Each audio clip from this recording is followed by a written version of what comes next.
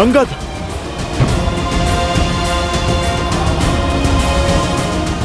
अंगद, अंगद, अंगद, तुम ठीक हो?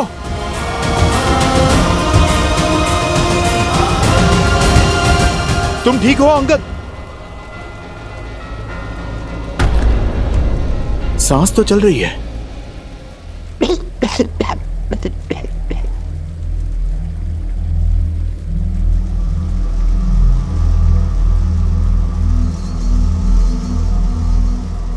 उसे रोकिए,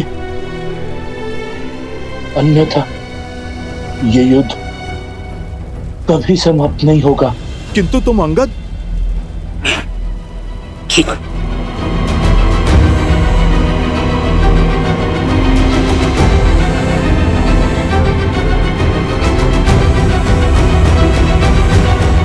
ऋषि असुरी, ये बांध कभी पूरा नहीं हो सकता।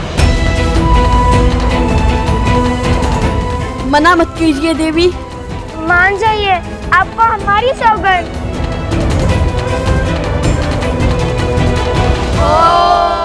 मधुजक्ता हितायने मधु रक्षन्ति सिन्धवा वादी विघ्ना संतो वसी मधुनक्तो तोषो मधुपाठी वरज।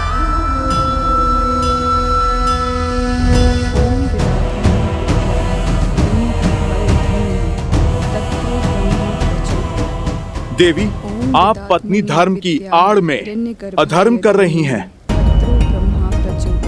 उस अधर्मी की सहायता कर धर्म को तार तार कर रही हैं। आपके पति ने एक नारी के विरुद्ध अधर्म किया है। देवी, आप रुक जाइए, यह मंत्र बंद कीजिए।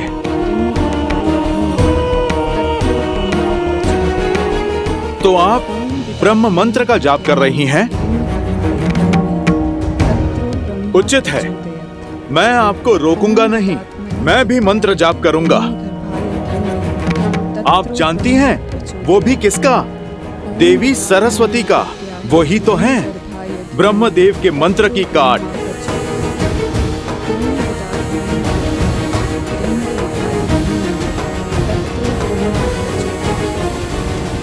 हे देवी सरस्वती, आप उपकार करें, जो यहाँ की सूखी नदियां हैं उनमें उफान भरें। मैं आपका आवाहन करता हूँ।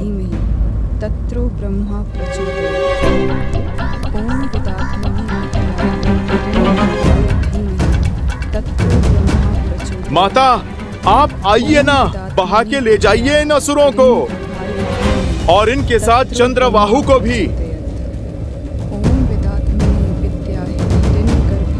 इससे पूर्व कि मैं मंत्र जाप आरंभ करूं और यहाँ की सूखी नदियों का उफान आपके चंद्रवाहु को बहा कर ले जाए। देवी, आप रुक जाइए, मैं आपको वचन देता हूँ, उसे मृत्यु नहीं, प्रभु श्री राम के हाथों मोक्ष मिलेगा। और देवी, यदि माता सरस्वती का वेग उसे बहा कर ले गया तो वो जहाँ जाएगा मैं उसे बिना अन्न जल के वहीं बांध दूंगा। जीवित रहकर भी मृत का जीवन जिएगा आपका पति।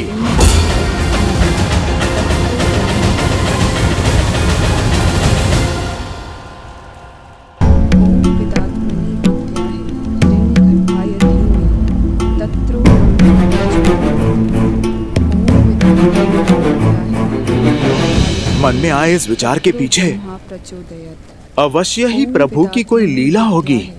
चलो माता सरस्वती से ही सहायता की गुहार लगाई जाए। जय मां सरस्वती, मैं आपका आवाहन करता हूँ। ओम ऐं ह्रीं श्रीं वाग्देव्यै सरस्वत्यै नमः।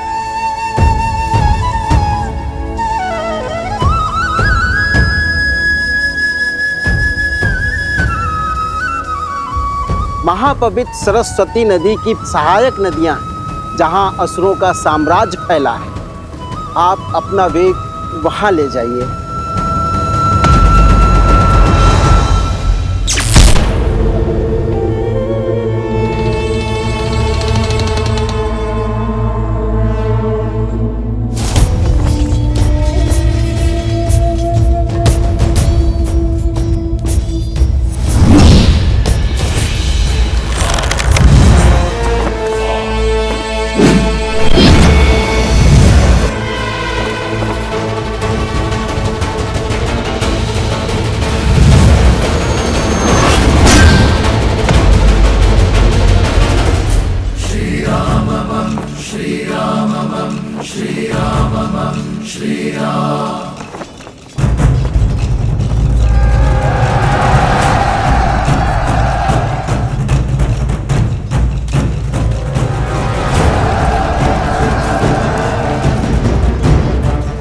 अब क्या करोगे राम?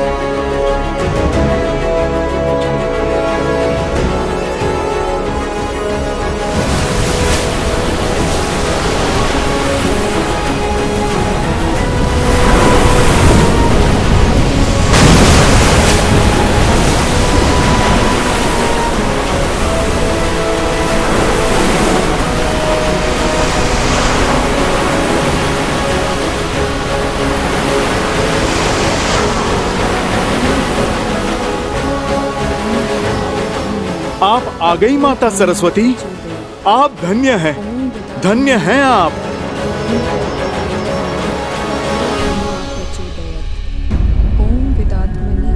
देवी, आपको माता सरस्वती के आने की गड़गड़ाहट सुनाई दे रही है। आप रुकिए, मैं अभी आपको स्पष्ट सुनाता हूँ।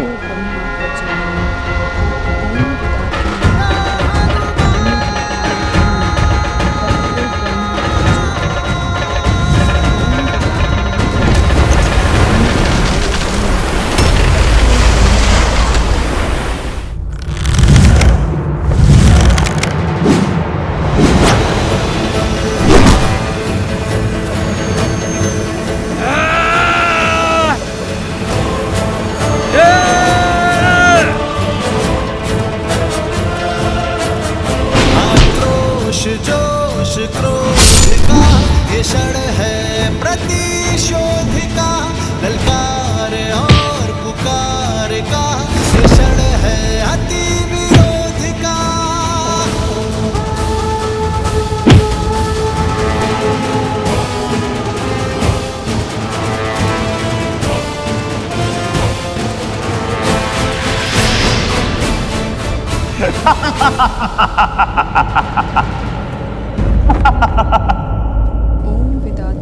अद्भुत, अद्भुत, वो देखिए, वो डूबा चंद्रबाहु।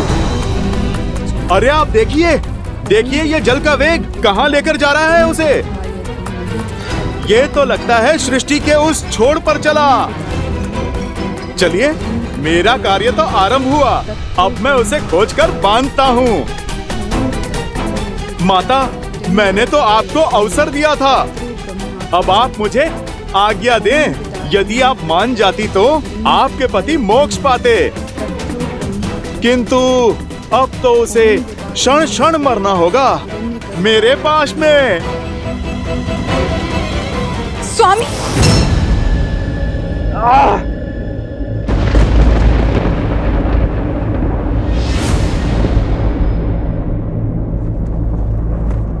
ये नहीं हो सकता। पद्मा, पद्मा, पद्मा।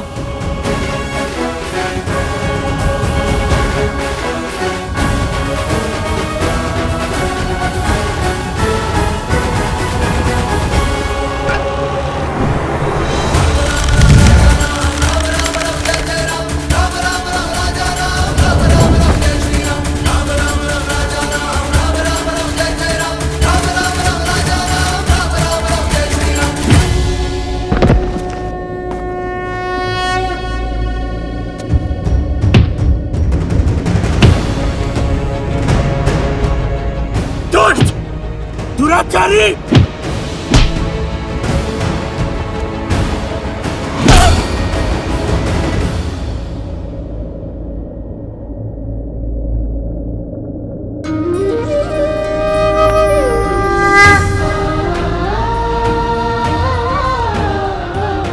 जय श्री राम, जय श्री राम, जय श्री राम, जय श्री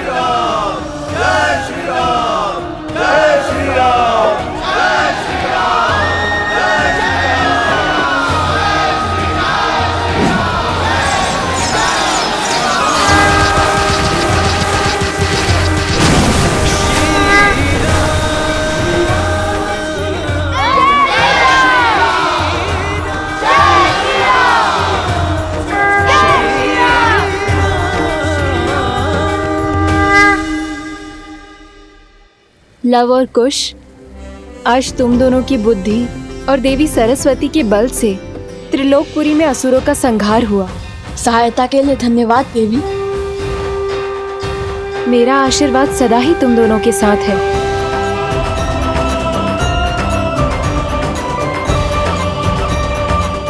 धन्य है वो माता पिता जिन्हें तुम जैसी संतानें मिली।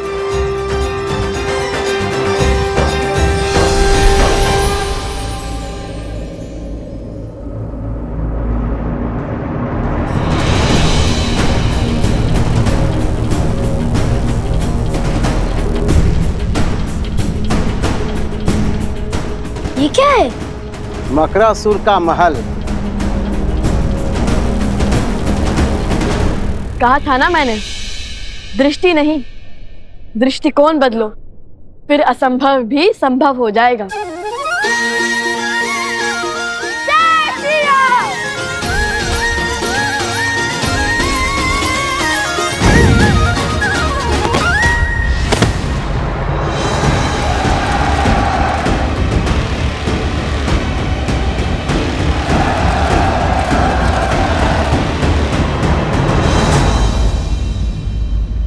रुक क्यों गए महादेव, वो भी कथा के इस रोचक मोड़ पर?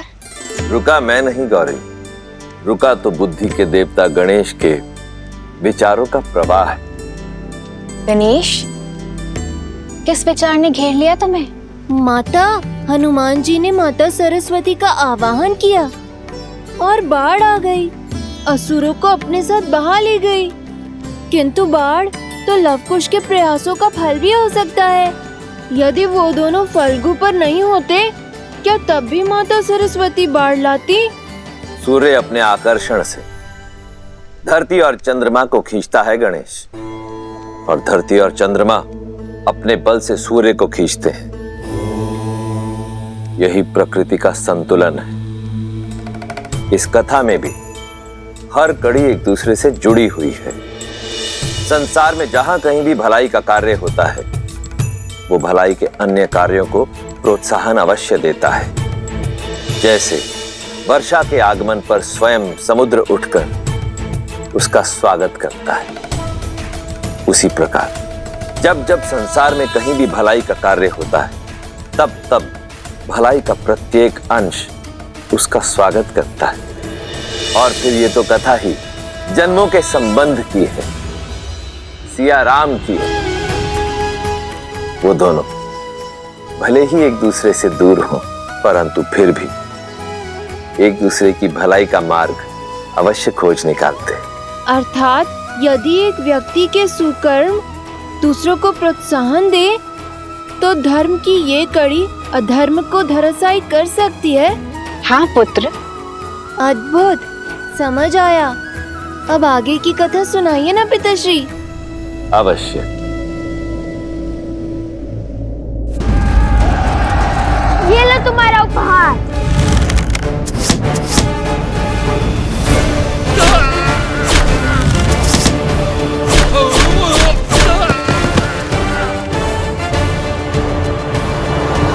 समय निकलता जा रहा है और मकरासुर की शक्तियां बढ़ती जा रही हैं। वन देवी की रक्षा के लिए मुझे अपने मंत्रों का उपयोग करना होगा।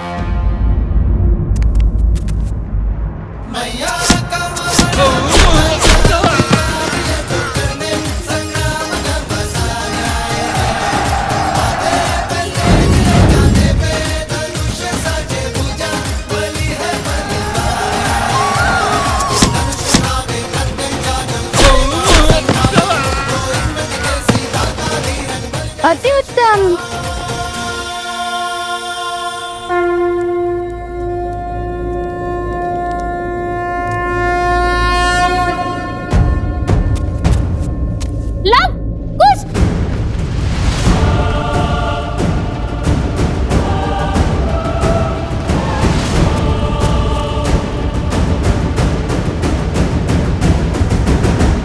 हमें उनकी सहायता करनी होगी, किंतु कैसे? हमारे पास तो अस्त्र भी नहीं है। कोई मार्ग तो खोजना होगा। हमारे तीर समाप्त होते जा रहा है, क्या करेंगे? शक्ति के साथ साथ युक्ति भी लगानी होगी कुछ। हमारे बाण समाप्त होते जा रहे हैं, किंतु ये असर नहीं।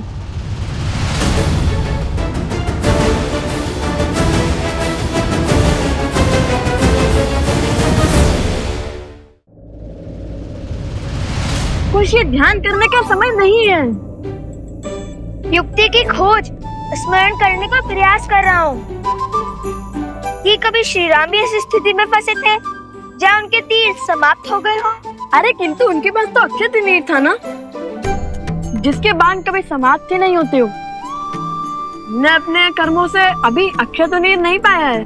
श्री राम भी इस स्थिति में नहीं फंसे, अब क्या करें भैया? कैसे बचाए माता को?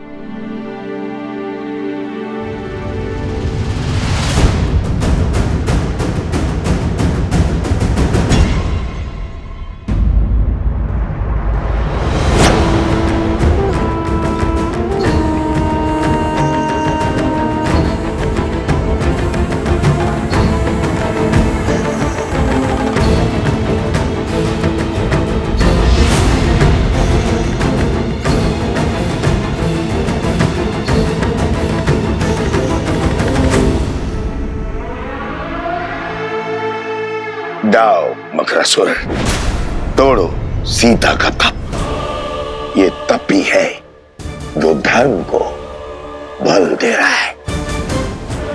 ये टूटा तो हमारी विजय और इसके पुत्रों की मृत्यु निश्चित है।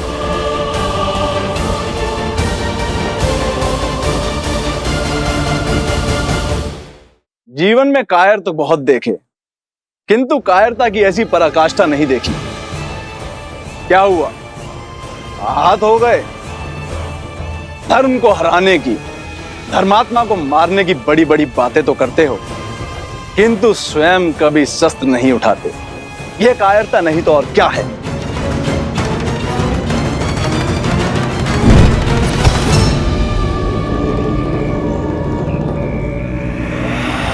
ये है तुम्हारा अस्त्र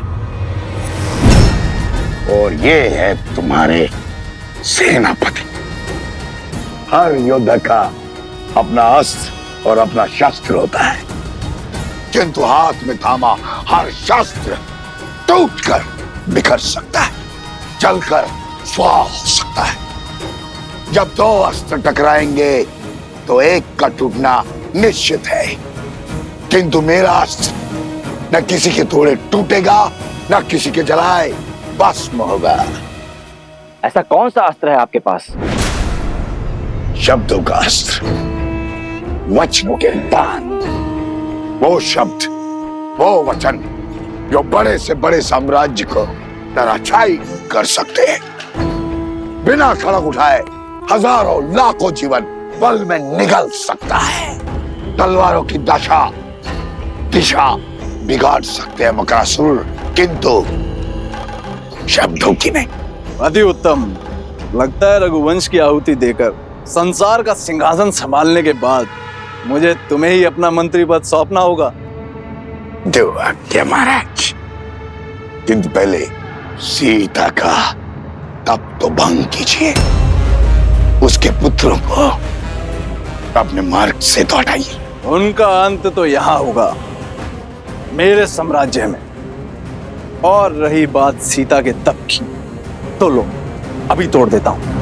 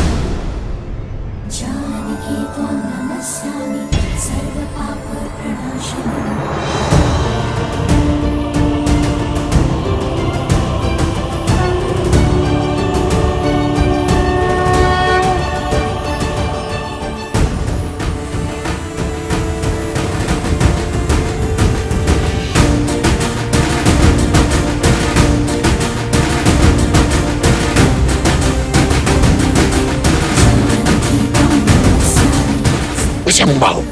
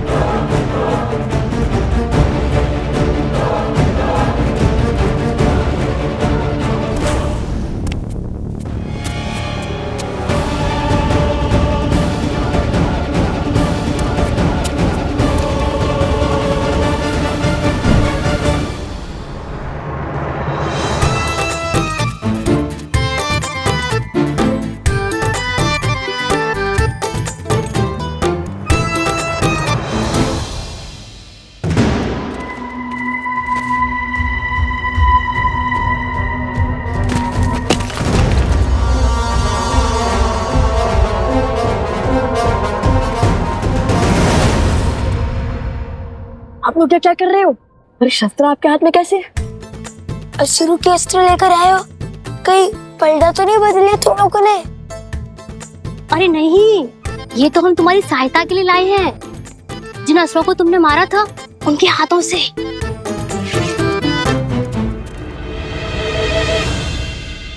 वैसे मेरा सुझाव मानो और हो ही जाओ उनके साथ,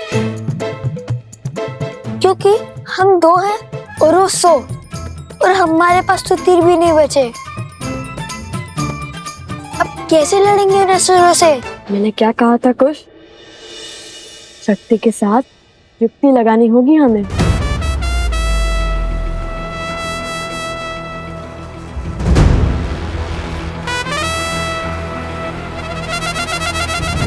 कब तक छिपते रहोगे बालकों? सामने आओ। जितनी मेरी सेना को थकाओगे उतनी ही पीड़ादायी मृत्यु देंगे महाराज तुम्हें।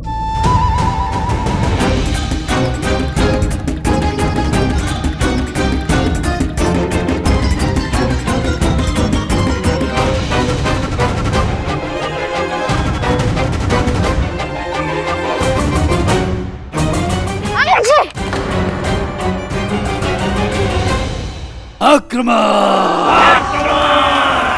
भागो!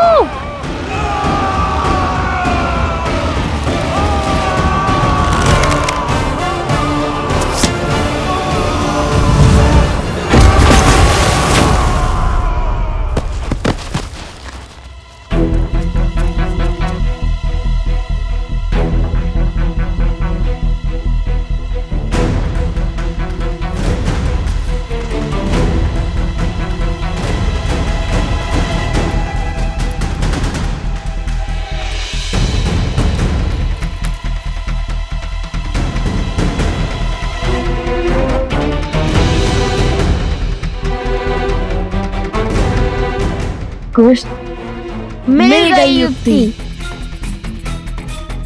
उन्हें फंसाने की। अरे एक एक करके बोलो ना। सैनिकों, वहां देखो पत्थर की ओर।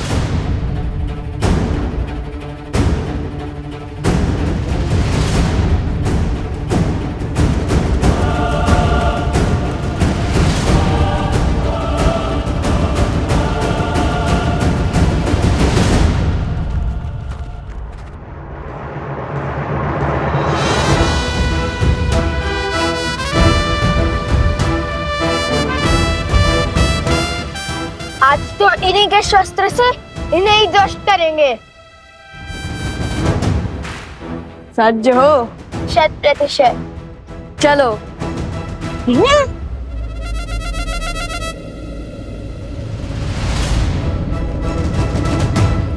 युक्ति तो तुम्हारी अच्छी है, किंतु शक्ति मात दे गई। ये चट्टान तो बड़ी खट्टी निकली।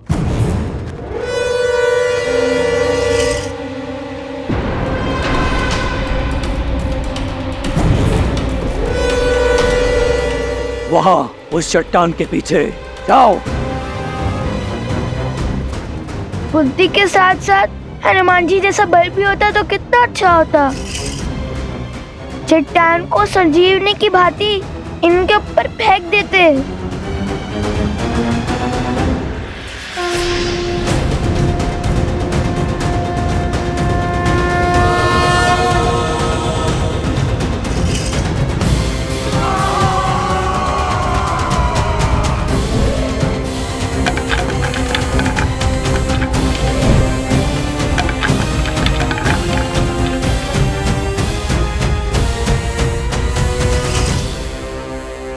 उन दोनों को लाओ, उन सबको बाद में देखेंगे। जाओ।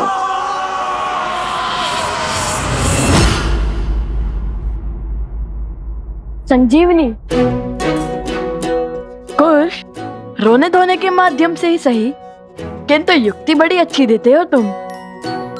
यदि हमें चट्टान को अस्त्र बनाना है तो या तो हमें चट्टान से बलशाली होना होगा या तो चट्टान को हमसे कम भारी।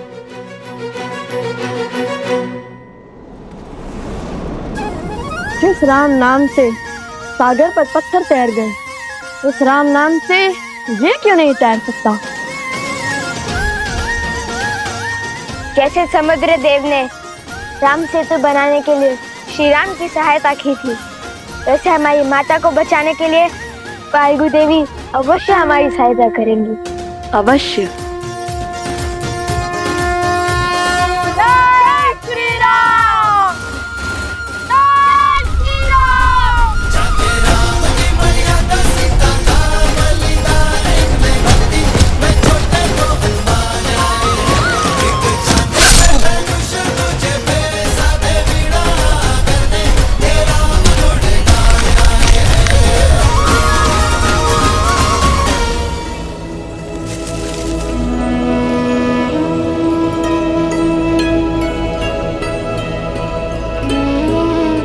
अच्छी युक्ति सुझाई लव ने। लव कुश की शक्ति और चतुराई अद्वितीय है।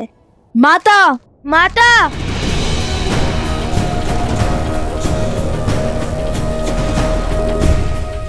अपनी माता को खोज रहे हो, नहीं मिलेगी। जितना विलंब हमारी माता की सूचना में लगेगा, उतना ही इस भूमि पर हाहाकार मचेगा। एक भी असुरों को जीवित नहीं छोड़ेंगे वन देवी के पुत्र। तुम जैसे असुरों को तो रोज लड़ते हैं हम। चुटकियों में अंत कर देंगे तुम्हारा। दुस्साहसी,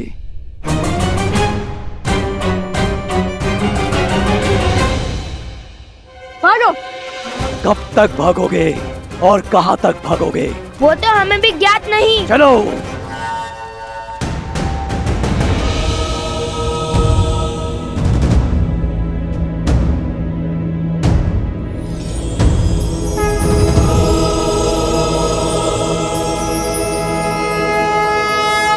हम सज्ज हैं।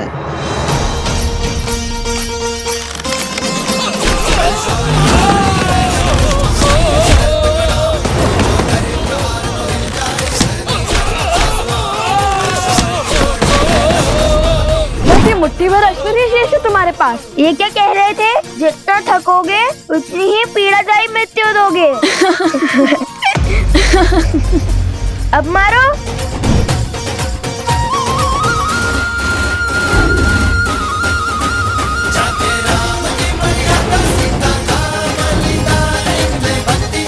अब करो मेरी सेना का सामना।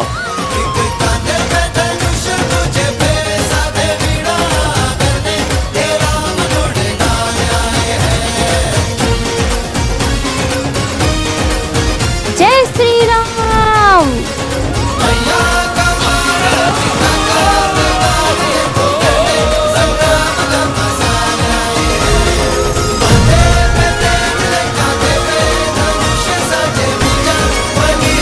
भैया, अद्भुत युक्ति थी आपकी इन सबको एक साथ फंसाने की।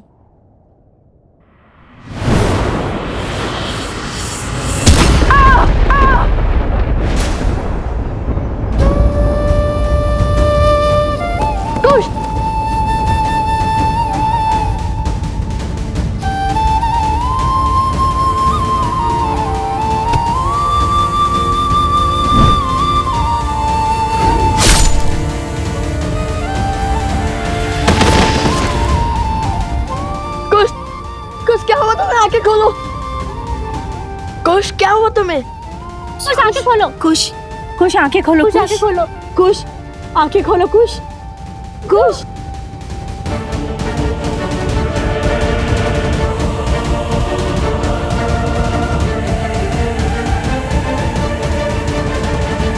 अद्भुत। वहां पुत्र को चोट लगी और यहाँ माता की आंखों से आंसू बह रहे। कितना सुंदर संबंध है, किंतु शीघ्र ही हर संबंध की डोर काट दूंगा मैं।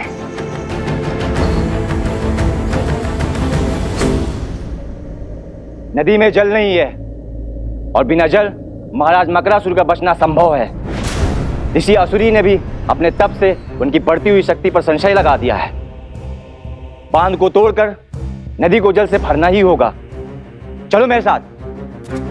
रुको सेनापति, स्थिति को अपने हाथ में लेने का समय आ गया है। एक बालक तो मूर्छित हो गया है, अब घड़ी है दूसरे पर प्रहार करने की। दोनों को एक साथ हराना असंभव है, किंतु एक एक करके मारना संभव है। यदि तुमने मेरा कार्य किया तो जिस सत्ता का वचन मैंने तुम्हारे महाराज को दिया है वो तुम्हारी होगी। मेरी?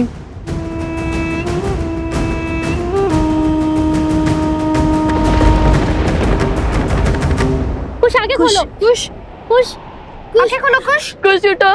कुछ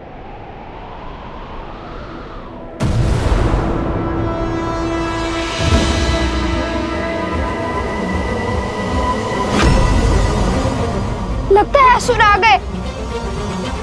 कुछ उठो। उठो उठो लो यहाँ से। नहीं, मैं कहीं नहीं जाऊंगा। कुछ उठो, आप लोग जाओ, मैं कुछ के साथ ही रहूंगा।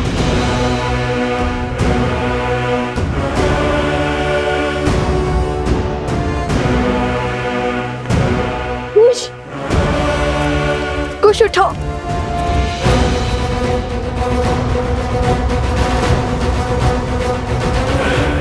कुछ उठो।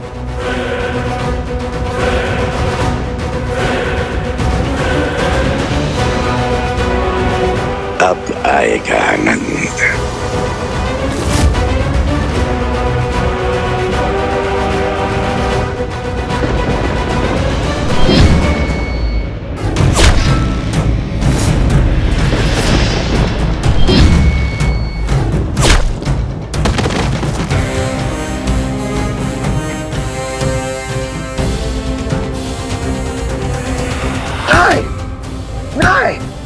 नहीं, किसने सहायता की इनकी?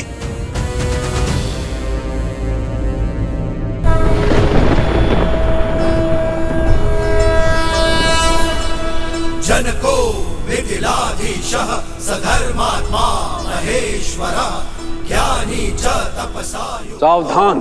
धीरः शौर्य समन्वितः दिव्य ज्ञान विभूषितः सिद्धि संपन्न एव च विदेहेष्वस दुर्लभो लोकेष्वपि सुदुर्लभः।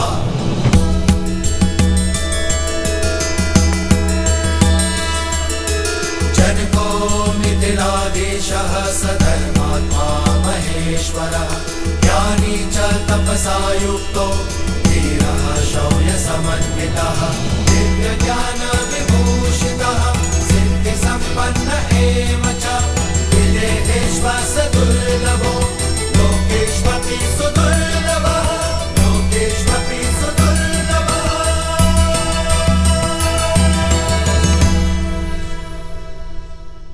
मकरासुर उठो।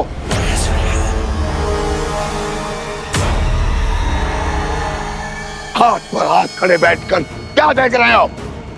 जाओ, बांध को तोड़ो। जाओ।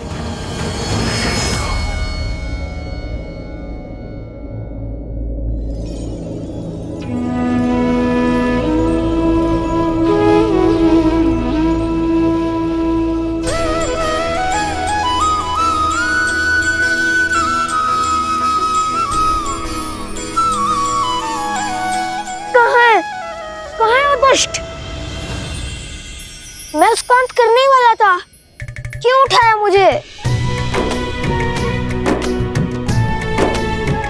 कुश, धन्यवाद भद्र। आपने मेरे छोटे भाई को जीवन दान दिया है। कौन है आप? मैं यहाँ पास के एक छोटे से राज्य का महाराज हूं, किंतु तुम दोनों बालक अत्यंत वीर और उत्कृष्ट योद्धा हो। तुम्हारे बल और तुम्हारी बुद्धि को देख मैं अत्यंत प्रभावित हुआ। कौन हो तुम दोनों? हम लव कुश हैं। लव और कुश? वन देवी के पुत्र और भगवान वाल्मीकि के शिष्य हैं हम। एक दुष्ट राक्षस मकरासुर ने हमारी माता को अपने पास बांध लिया है। बस अपनी माता और इस क्षेत्र को उस राक्षस के बंधन से छुड़ाने का प्रयास कर रहे हैं हम।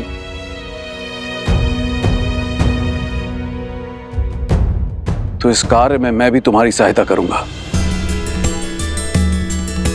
जनको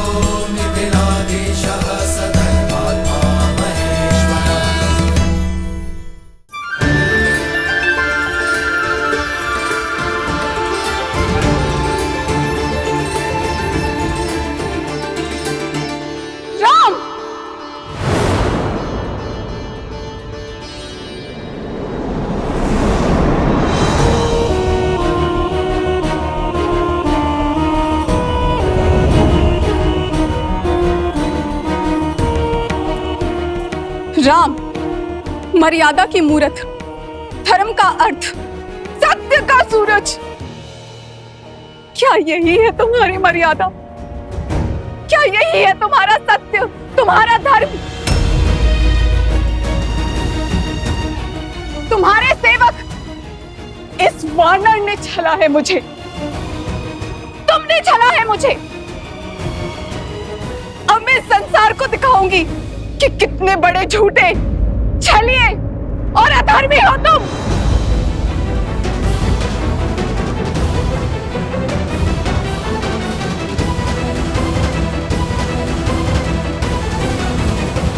मेरी सेना मेरे पीछे ही आ रही थी, आती ही होगी। महाराज हैं, किंतु है वृद्ध। इन्हें ले जाना उचित होगा या नहीं? वृद्ध भी है और ज्ञानी भी। ये तो और भी बुरा है। हर क्षण ज्ञान की वर्षा करते रहेंगे। समय पहले से ही कम है। माता प्रतीक्षा कर रही होंगी। तुमने कुछ कहा पुत्र? हाँ, नहीं, मेरा अर्थ है कि सहायता करने के लिए धन्यवाद। किंतु हमें इसकी कोई आवश्यकता नहीं। हाँ, अगर आप सहायता ना करें तो वो सबसे बड़ी सहायता होगी। हमने अपनी माता को वचन दिया था कि उनकी रक्षा हम करेंगे, इसलिए अब उन्हें बचाने भी हम ही जाएंगे। और आप अब वृद्ध भी हैं, इतनी दूर से आए हैं, थक गए होंगे ना, इसलिए आप विश्राम कीजिए। हाँ, किंतु ज्ञान अवश्य ले सकते हैं हम आपसे। हाँ, अपना ज्ञान और अनुभव अवश्य साझा करें हमसे, किंतु अभी नहीं। अभी तो माता की रक्षा करनी है ना।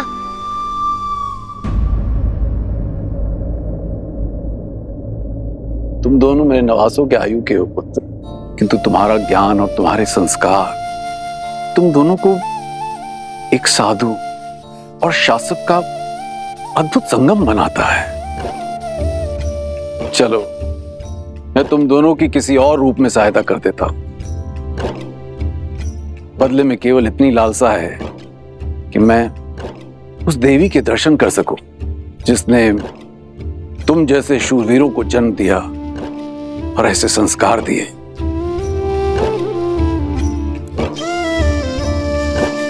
अवश्य। किंतु तुम दोनों ने अपने पिता का परिचय नहीं दिया।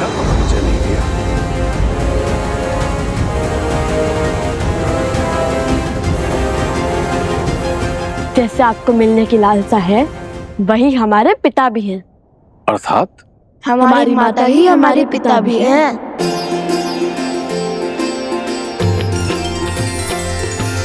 राम सिया राम जय जय राम। राम सिया राम जय जय राम। राम सिया राम जय जय राम।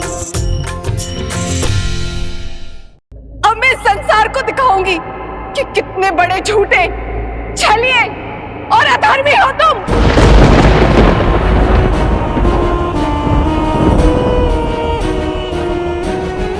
मैं आपकी पीड़ा समझता हूं देवी, और आपसे क्षमा भी मांगता हूं। एक पतिव्रता के लिए उसका सुहाग छीन जाना बहुत बड़ा अधर्म है, किंतु एक स्त्री को उसकी इच्छा के विरुद्ध उठा ले जाना उससे भी बड़ा अधर्म है देवी। और जो आपके पति ने किया, और साथ में अधर्मी का साथ देने वाला, अपने धर्म से अधर्मी की ढाल बनने वाला, उससे भी बड़ा अधर्मी होता है देवी। एक पत्नी होने के पूर्व आप एक स्त्री हैं, और एक स्त्री जब दूसरी स्त्री की पीड़ा से विमुख हो जाए तो उसका कर्म भी अधूरा होता है और धर्म भी। और जो धर्म को छले उसे उसके ही अस्त्र से मारने में ना ही कोई छल है और ना ही कोई अनीति। एक पतिव्रता का वास्तविक अर्थ है अपने पति को धर्म के पथ पर ले जाना, उसकी अधर्म से रक्षा करना। और इस कार्य में आप असफल हुई देवी, क्योंकि आपने अपने धर्म को केवल स्वयं तक सीमित रखा। अपने पति को धर्म के पथ पर ले जाने की चेष्टा के स्थान पर आपने अपने वरदान से उसके अधर्म को कवच दिया। एक स्त्री के साथ हुए अन्याय से अपने नेत्र मूंद कर आपने स्त्री धर्म का अपमान किया। अपने पति के प्रेम में आप उसका पाप नहीं देख पाए। अगले जन्म ये भूल मत कीजिएगा देवी। अगले जन्म आप अपने पति को धर्म की प्रेरणा दीजिएगा ताकि आप दोनों को मोक्ष प्राप्त हो जाए। पति पत्नी एक दूसरे के पूरक होते हैं देवी। एक का किया धर्म दूसरे को तारता है, तो एक का अधर्म दूसरे के संहार का कारण बनता है। रुको।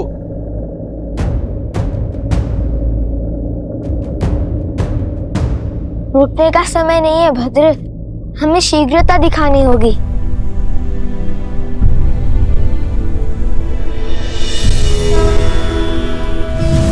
जनको मिथिलाधीशः सधर्मात्मा महेश्वरः ज्ञानी च तपसा युक्तो धीरः शौर्य समन्वितः। मकरासुर जैसे शक्तिशाली असुर को बिना दिव्यास्त्र के मारना असंभव है। ये नानाद का वान है, भगवान वाल्मीकि के शिष्य, और इतने वीर योद्धा अवश्य ही इस धरा को मकरासुर के आतंक से मुक्त करा देंगे। इसे रखो, ये तुम्हारी रक्षा करेगा।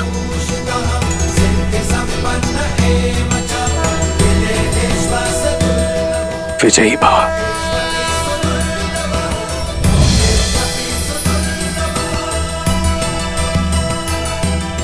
धन्यवाद भद्र।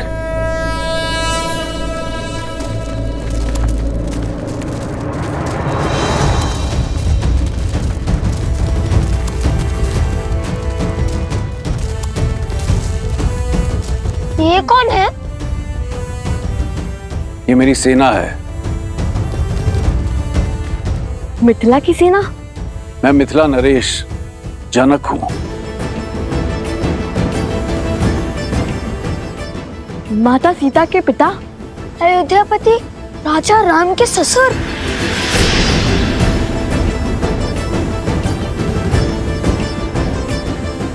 कितना अद्भुत संयोग है। यहाँ आने के मार्ग में अयोध्या का ध्वज दिखा और अब मिथिला नरेश स्वयं प्रकट हो गए।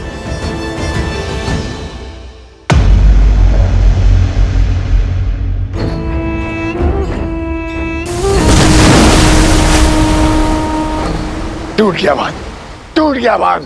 उठो उठो मकरासुर, उठो।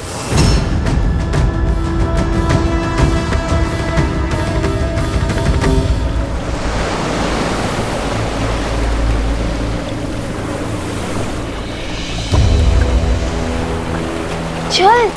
लगता है हमारा बांध टूट गया है। शीघ्र चलो कुश। निश्चिंत रहो, बांध तोड़ने वालों को मेरी सेना परास्त कर देगी। तो अपनी माता की रक्षा कर। क्या? धन्यवाद महाराज। आगे प्रतीक्षा कीजिए, हम अभी आते हैं। तुम वीरों की माता से मिले बिना मैं कहीं नहीं जाऊंगा। अवश्य।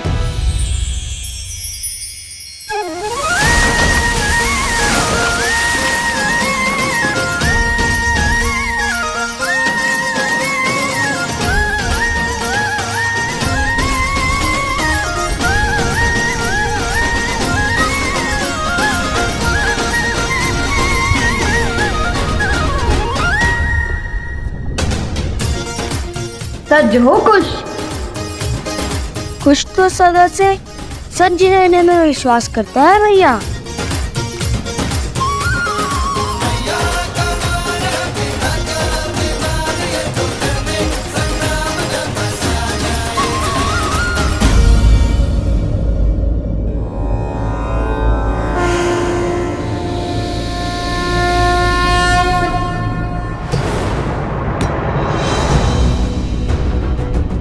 वो दोनों इसी दौर आ रहे हैं मकरासुर। समय कम है, शीघ्र अतिशीघ्र सीता का तप तोड़ना होगा। जल प्रवाह के साथ तुम्हारी शक्तियां भी लौट आई है। यदि उसका तप पूरा हुआ तो धर्म का पलड़ा भारी हो जाएगा। तुम्हारा और हमारा अधर्म अपना तेज खो देगा। फल्गु नदी पुनः शुद्ध हो जाएगी। अब तक तो समझ ही गए होंगे ना कि सीता कोई साधारण स्त्री नहीं है। साधारण हो या असाधारण, मैं इस पर अपनी शक्ति व्यर्थ नहीं करने वाला। आने दो सीता के पुत्रों को। अब संतान की चीख ही माता का तप तोड़ेगी। मेरे लिए गंतव्य महत्वपूर्ण है, मार्ग नहीं। परंतु स्मरण रखना, अहंकार और आवश्यकता से अधिक आत्मविश्वास तो दशानंद रावण को भी ले डूबा था। ये मेरा अहंकार नहीं, मेरा विश्वास है। कोई साधारण शस्त्र मेरे तन को नहीं भेद सकता। इन बालकों की मृत्यु आज निश्चित है। मकरासुर, त्रिलोकपुरी में कुछ अनिष्ट घटा है। मुझे प्रस्थान करना है मकरासुर, किंतु लक्ष्य मत चूकना। राक्षस कुल का भविष्य तुम्हारे हाथ में है।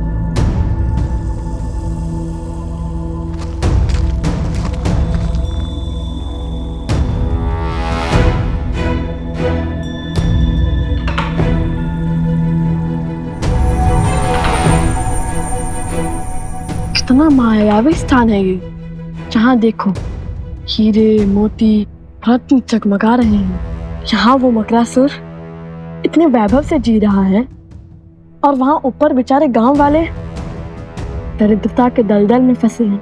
नीचे वाले भी धनवान हैं, बुद्धिमान नहीं। इतनी सरलता से महल का मार्ग खोज लिया हमने। आज इसके हर पाप का अंत करेंगे हम। देवी फल्गु को उनकी शुद्धता लौटाएंगे हम।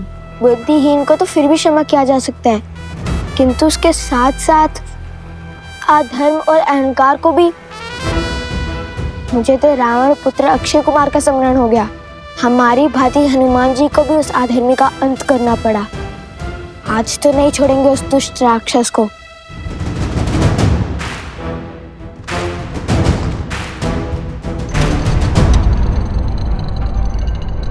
उफ भैया, ये मकरासुर नहीं मूर्खासुर है। कम से कम द्वार तो बंद कर लेता। यदि इसे हमारे जैसे गुरु मिलते तो ज्ञान भी मिल जाता उसे। किसी को मूर्ख समझना अहंकार का भाव होता है कुश। इसे मन में मत आने दो। और यदि मकरासुर को हमारे जैसे गुरुवर का सानिध्य मिला होता तो फिर वो मकरासुर नहीं मकर देव होता ना कुश। बात तो उचित कही भैया। चलो सावधान रहना कुश। यह हमारे शत्रुओं का बिछाया हुआ कोई जाल भी हो सकता है।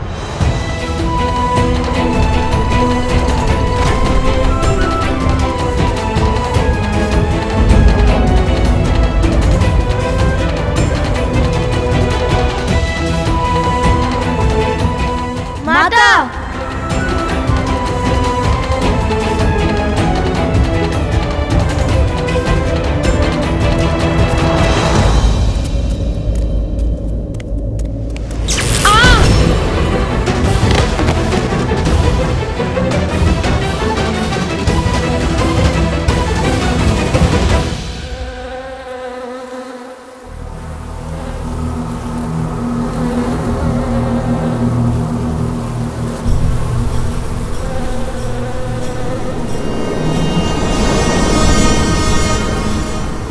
नया समाचार लाया।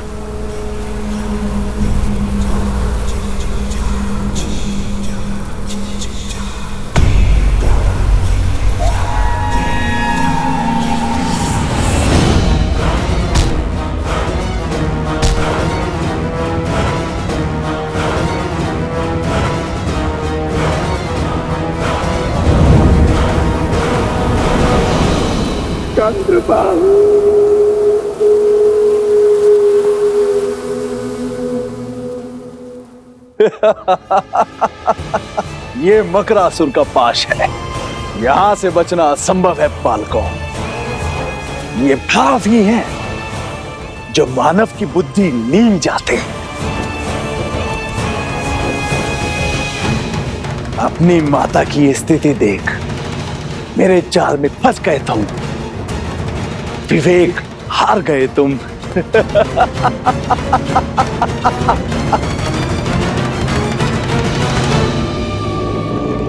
अब बताओ मूर्ख कौन है, मैं या तुम? छिपकर दूसरों की बातें सुनना बुरी बात है मकरासुर। और जिसमें बुद्धि होती है वैसे बुद्धिहीन कार्य नहीं करते। ये मेरी ओर से।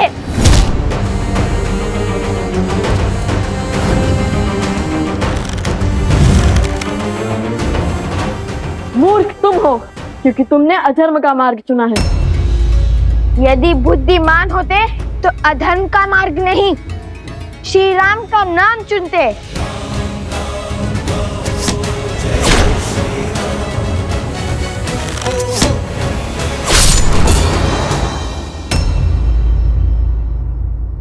करो प्रयास। ये मकर की त्वचा है और मैं मकरासुर। तुम्हारा कोई बाण मुझे भेद नहीं सकता। ये नानाद का वान है, अवश्य इस धरा को मकरासुर के आतंक से मुक्त करा देंगे।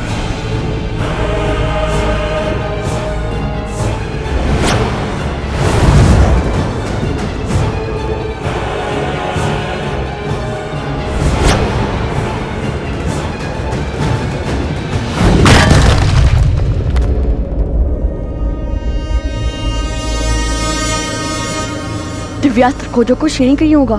पता नहीं कहाँ होगा। सत्य कहते हैं लोग, सावधानी हटी दुर्घटना घटी।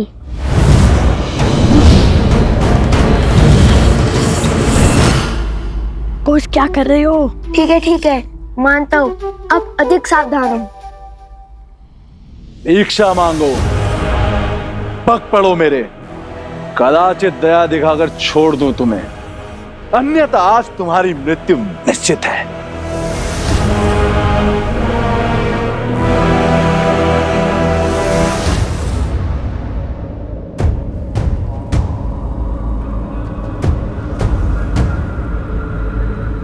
समय तो बीतता जा रहा।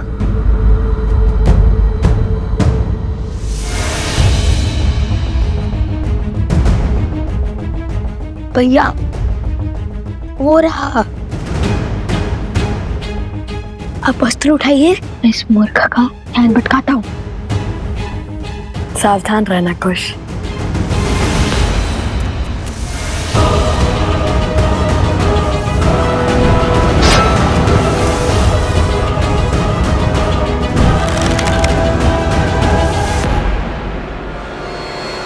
सावधान मकरासुर।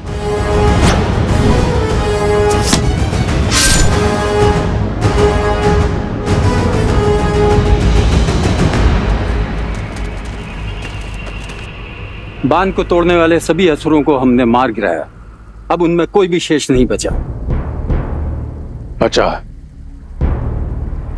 उन असुरों का महाराज नंदन बाण नहीं, असंभव। धर्म के पथ पर चलने वालों के लिए सब संभव है मकरासुर। नियति हमेशा अधर्मी से अपना मुख मोड़ती है, सदा धर्म का साथ देती है, जैसे आज दे रही है। मकरासुर, ये बाण तो भेज सकता है ना तुम्हारा मकर त्वचा। मृत्यु के लिए सज्ज हो जाओ मकरासुर। बाण चलाइए भैया। नहीं, हम धर्म मर्यादा पुरुषोत्तम श्री राम के भक्त हैं। वो हमेशा अधर्म को एक अंतिम अवसर देते हैं और हम भी देंगे। बोलो मकरासुर, क्या तुम क्षमा मांगकर अधर्म के पथ को छोड़कर धर्म के पथ को अपनाओगे? ये क्या कह रहे हैं भैया?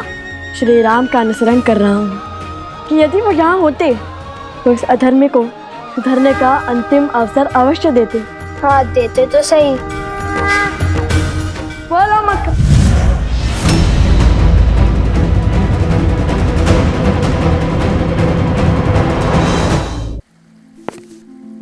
बड़े से बड़े युद्धों में भी धीरज रखने वाले महाराज जनक आज इतने अधीर क्यों?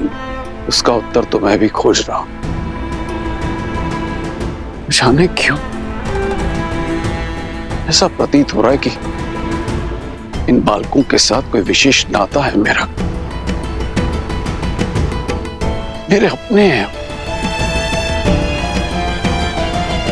मेरा रक्त दौड़ता है इनमें। संबंध और स्नेह की न जाने किस भंवर में बह रहा हूं। कहा था ना भैया मैंने, सावधानी हटी दुर्घटना घटी। लगता है भयभीत होकर भाग गया।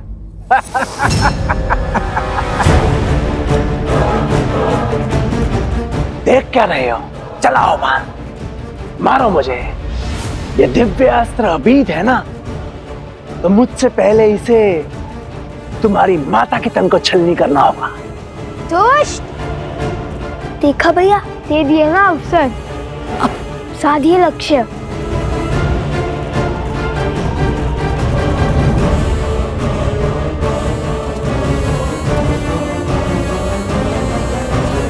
तो माता के पीछे से हट ही नहीं रहा है। तुम माता को हटा देते हैं। हटिए माता। नहीं, माता ने प्रण लिया है कि जब तक उनका तप पूर्ण नहीं होता वे अपना ध्यान नहीं तोड़ेंगे। उन्हें तो इस स्थिति का आभास तक नहीं होगा।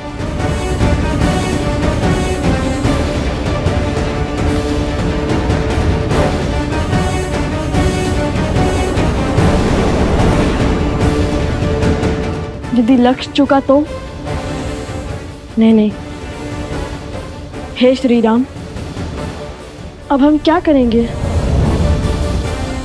अब आप ही हमें मार्ग सिखाइए। अयोध्या के वैद्य पहुंच चुके हैं मित्र। शीघ्र ही घायल वानर वीरों की सुध लौट आएगी मित्र। उनसे मिलकर मैं अयोध्या की ओर प्रस्थान करूंगा। मित्र, आपका धन्यवाद। धर्म का साथ देने और मित्रता का धर्म निभाने के लिए कैसा धन्यवाद। हनुमान, कल भोर होते ही हम अयोध्या की ओर कूच करेंगे। जैसी आपकी इच्छा प्रभु।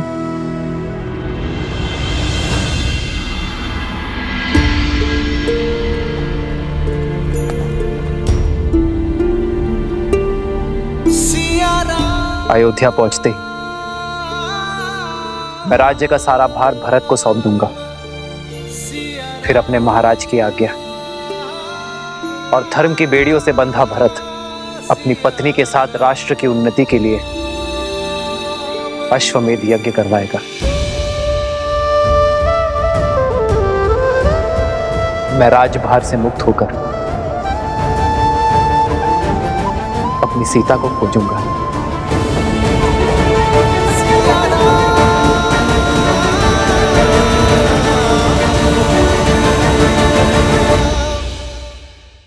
अयोध्या पहुंचते ही मैं राज्य का सारा भार भरत को सौंप दूंगा।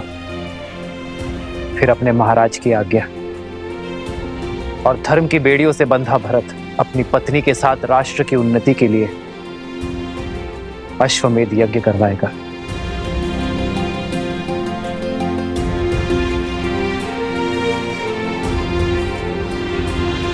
इस भक्त ने जीवन भर अपने प्रभु की सेवा का वचन लिया है।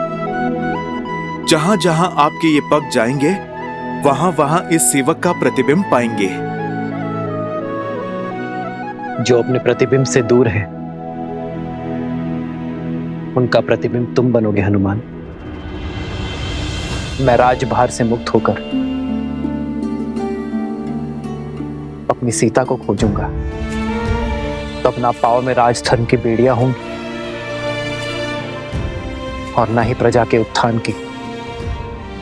उपवन से खिल उठी है मेरी अयोध्या, मेरी सीता मेरी प्रतीक्षा में होंगी।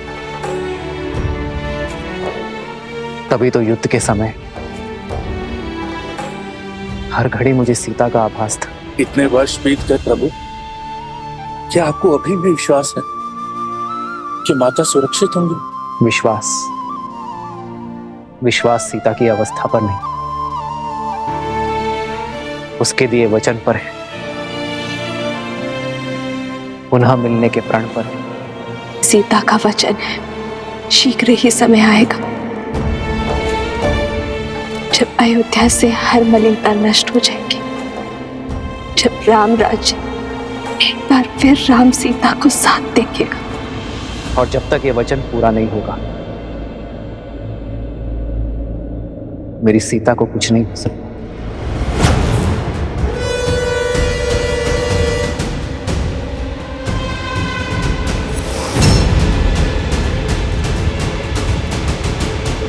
पकड़ो कुश। छोड़ो मुझे, छोड़ो। मारो भैया। छोड़ो, छोड़ो मुझे, छोड़ो। कुश।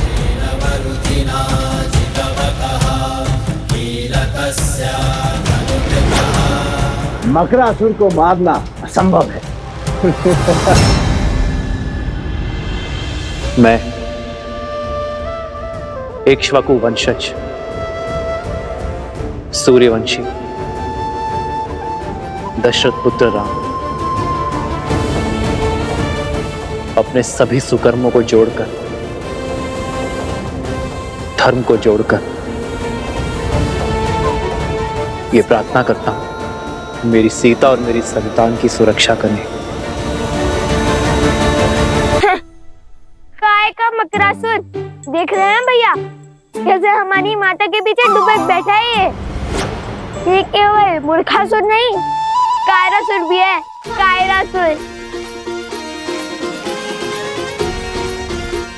उचित कहा कुछ। अरे इससे साहसी तो वो बैल था, कितनी श्रद्धा से लड़ा वो हमसे। अरे उसको पकड़ना तो कितना कठिन हो चुका था। भैया आप उस बैल को छोड़िए, मुझे तो उससे ज्यादा वीर वो गधे लगते हैं जिन्हें हमें वन में तोड़े थे। मूर्ख बालकों, मुझ जैसे शूरवीर को एक निर्जीव मटके से तोड़ रहे हो। नहीं छोड़ूंगा, नहीं छोड़ूंगा तुम्हें। सुना है कि जल में इसकी शक्ति चरम पर होती है।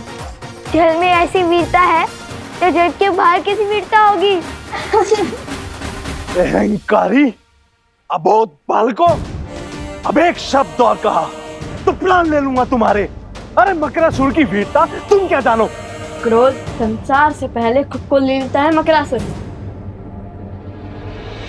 बाण चलाइए भैया। अरे किंतु इस दिव्यास्त्र का दिव्य मंत्र तो हमें उन्होंने बताया ही नहीं। हे नारायण,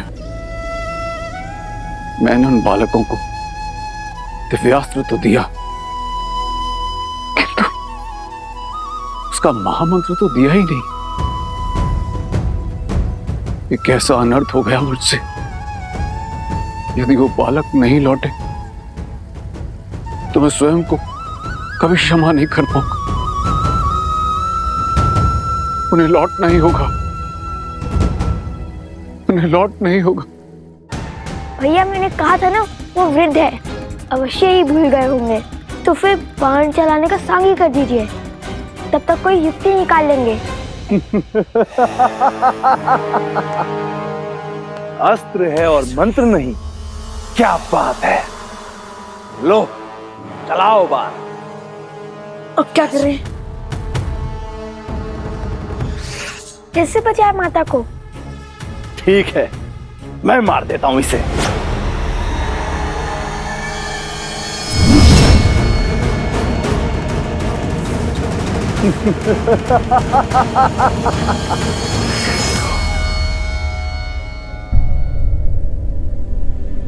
वृक्ष पे बस हरा पत्ता बचा है।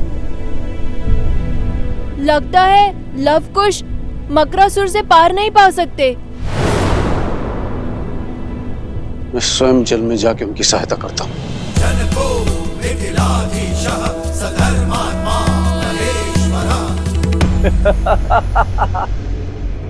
शत्रु का संहार केवल अस्त्र से नहीं, उसके साथ बोले जाने वाले दिव्य मंत्र से होता है। क्या तुम्हारे पिता ने तभी नहीं सिखाया तुम्हें?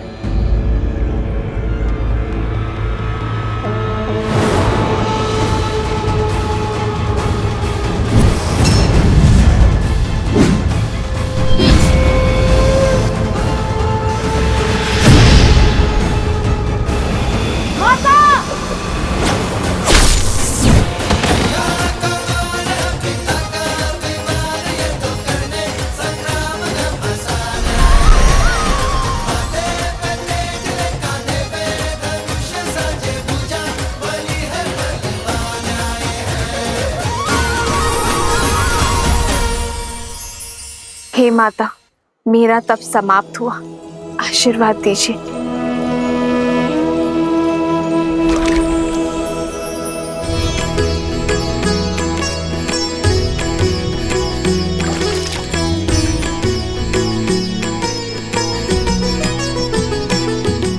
हो लब कुश बल अतुलित बड़े भाई, धीर लव कुश माता, माता,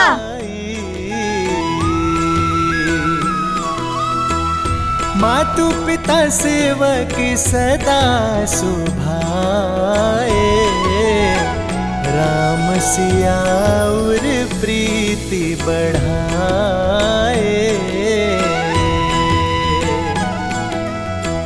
पिता बिनु नित राम ही ध्यावे, मातु सिया पर छत्र फरावे।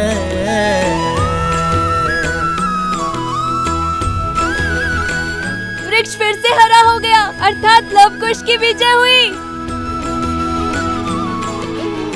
वन देवी की, वन देवी की।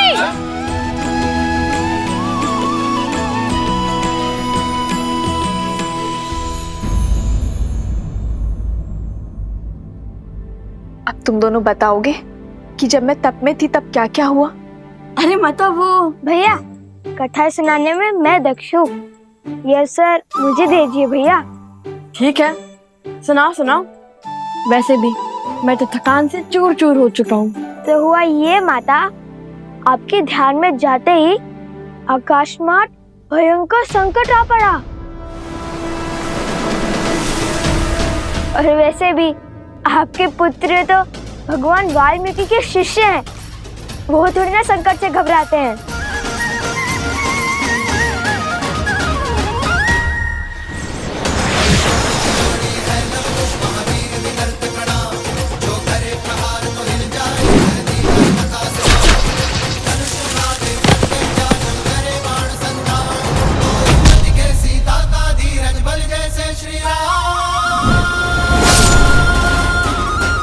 और फिर भैया ने दिव्यास्त्र चलाया। भैया, आपको तो दिव्यास्त्र का मंत्र याद ही नहीं था ना? फिर आपने दिव्यास्त्र का उपयोग कैसे किया? जिनका नाम जपने से सारे कार्य संपन्न हो जाते हैं, जिनकी भक्ति से भव सागर भी तर जाते हैं, जिनके नाम में तीनों लोक समाया है, हर तप हर जप समाया है, जिनके नाम से बड़ा ना कोई मंत्र न ही तंत्र, उन श्री राम का नाम लेकर मैंने ये दिव्यास्त्र चलाया है। अद्भुत भैया, आपने तो मुझे सोच में डाल दिया था। सुना माता, ऐसे रक्षा की भैया ने आपकी। मैंने नहीं, हम दोनों ने बचाया है आपको। बातों बातों में तो मैं आपको वृद्ध के बारे में बताना ही भूल गया, जिसने हमें वो दिव्यास्त्र दिया, मकरासुर का वध करने में सहायता की, जिनके मार्गदर्शन के बिना उन मकरासुर की त्वचा को भेदना असंभव था। किसकी बात कर रहे हो तुम दोनों? मिथिला नरेश महाराज जनक।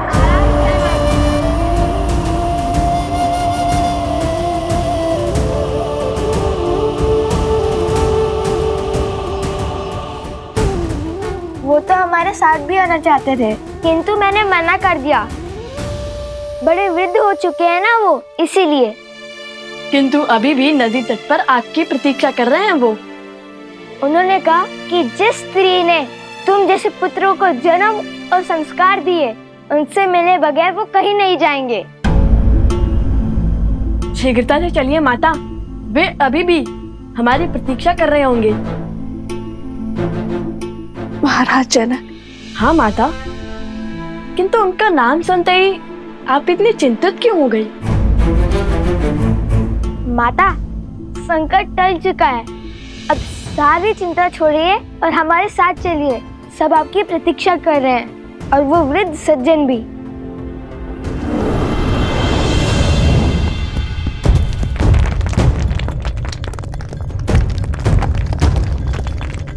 ये क्या हो रहा है? लगता है संकट के बादल अभी नहीं छटे हैं। नहीं पुत्र, ये तो धर्म की जीत का नाद है। पाप के अंत के साथ पाप की सत्ता का भी तो अंत होना चाहिए ना। किंतु माता फल्गु हमें निकलने तो देती। लव, कुश, तुम दोनों किस ओर से आए थे? चलो।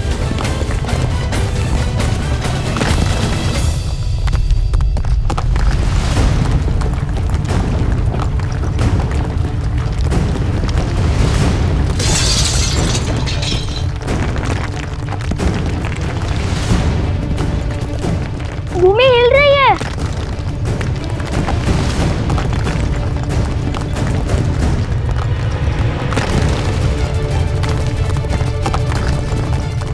मारे गए। नहीं पुत्र, मारा वो जाता है जो अपना साहस खोता है। हम लोग पूरी आशा के साथ आगे बढ़ेंगे।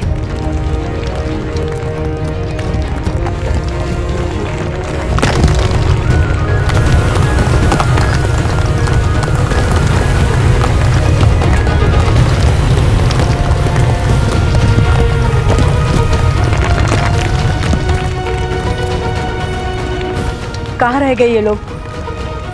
अब तक तो उन्हें आ जाना चाहिए था। मेरा मन तो बहुत घबरा रहा है। धर्म की रक्षा करने वालों को अधर्म कभी भी हरा नहीं सकता। तो आते ही होंगे। लव कुश, मेरा हाथ थामो। हाथ तो आप मेरा थामिए माता।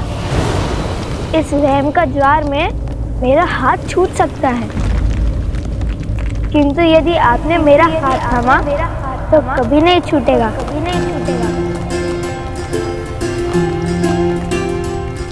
माता, आप कुछ का हाथ थामिए और मैं आपका हाथ पकड़ता हूँ।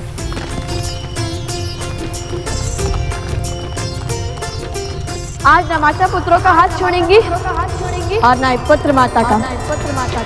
वचन रघुकुल रीत सदा चली आई, प्राण जाए पर वचन न जाई।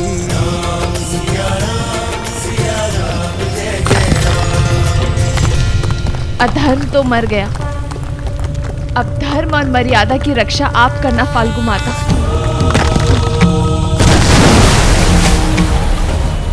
वन देवी, लव, कुश, कहाँ हो सब? लव, कुश,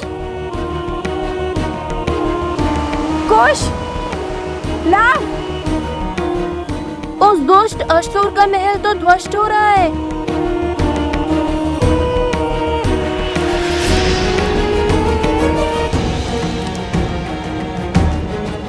कहीं लव कुश और वन देवी को कुछ नहीं होगा उन्हें। लौटेंगे, अवश्य लौटेंगे और सुरक्षित लौटेंगे।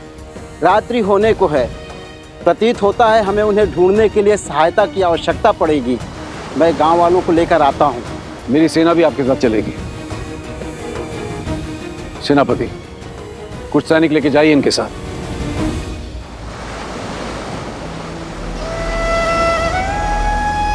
हे नारायण, रक्षा कर।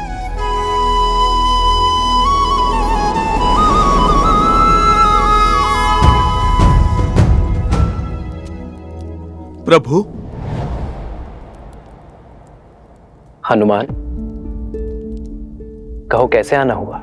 प्रभु को कर्तव्य में उलझे देखा तो चला आया ये सेवक सेवा करने। कर्तव्य का भार उतारने की ही तैयारी कर रहा हूं हनुमान।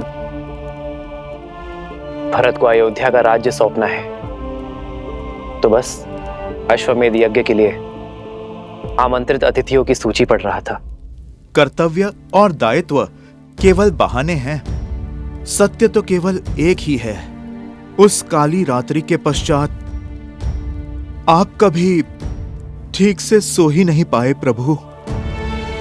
कदाचित हर रात्रि जाग कर बिताने वाले केवल हम ही नहीं है हनुमान।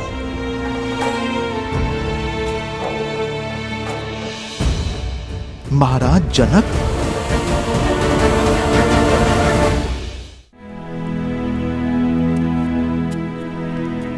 जो क्षमा इतने वर्षों से मैं स्वयं को नहीं दे पाया, आशा करता हूं हनुमान कि मेरी सीता के माता पिता वो क्षमा मुझे दे पाए। प्रभु बड़े ज्ञानी है महाराज जनक। आपका निर्णय और उसके पीछे का कारण महाराज अवश्य समझते होंगे। जाने से पहले माता सीता ने उन्हें समझाने के लिए पत्र भी तो लिखा था। जानता हूं हनुमान, सीता के समझाने पर वे अवश्य समझे होंगे, किंतु संसार में ऐसा कोई जीव नहीं जो अपने जीवन से पौत्र या नवासे का सुख खोकर दुख नहीं मनाएगा।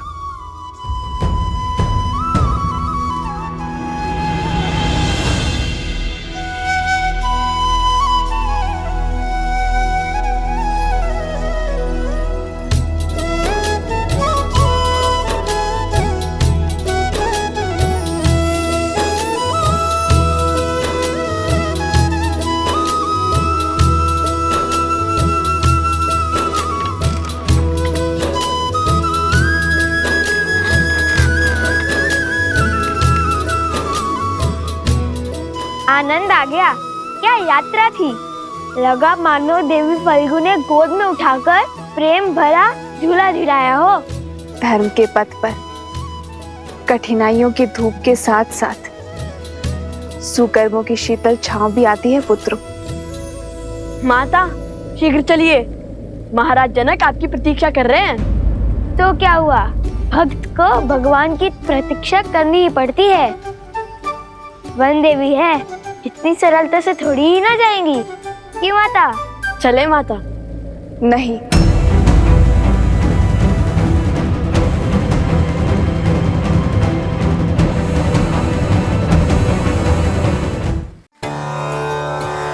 मेरा अर्थ है कि फाल्गु माता ने हमारी इतनी सहायता की, हमें सुरक्षा दी, तो मैं उनके दर्शन कर उन्हें धन्यवाद देना चाहती हूँ। बात तो उचित है। ठीक है कुश, तुम यही रखकर माता की रक्षा करो, मैं महाराज जनक को यहाँ लेके आता हूँ। उसकी कोई आवश्यकता नहीं है लव। किसकी आवश्यकता नहीं है? महाराज को लाने की? तुम्हारे यहाँ रुकने की। तुम दोनों जाओ। और वैसे भी अब तो यहाँ किसी असुर का भी भय नहीं है। मैं एकांत में पूजा करना चाहती हूँ। जैसी आपकी आज्ञा। रुको,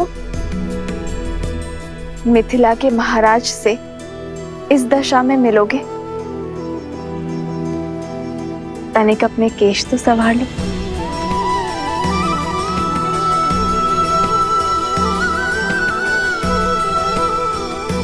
देखो अब कितने सुंदर दिख रहे हो। और हाँ, याद रहे महाराज जनक मेरे पिता के समान है, तो उनके आदर में कोई कमी नहीं रहनी चाहिए। समझे तुम दोनों? समझे लो भैया, पूरे सम्मान से बात करना। ये लव के लिए नहीं, ये उपदेश तुम्हारे लिए था नटखट। समझ गया।